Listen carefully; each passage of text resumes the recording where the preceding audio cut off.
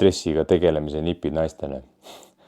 Sellega on pull lugu, et kui ma alustasin oma coachinguga üldse, siis mul oli arvamus, et inimesed, kes minu juurde pöörduvad, on enamasti mehed, kes tahavad suveks vormi saada, kes tahavad kõhust lahti saada.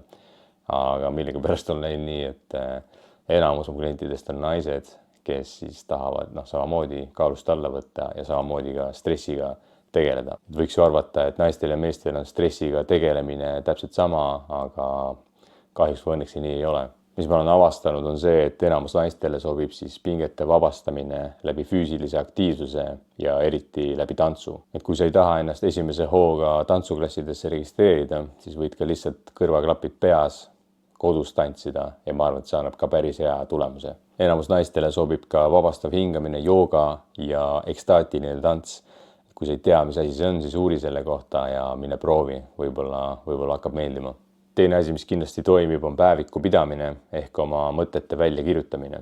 Iga kord, kui tunned mingeid negatiivseid emotsioone või positiivseid emotsioone, siis kirjuta need lihtsalt ülesse ja analüüsi seda olukorda, mis neid tundeid tekitas. See aitab pea selgeks mõelda ja analüüsida, miks sa mõnes olukorras siis teatud viisil käitud.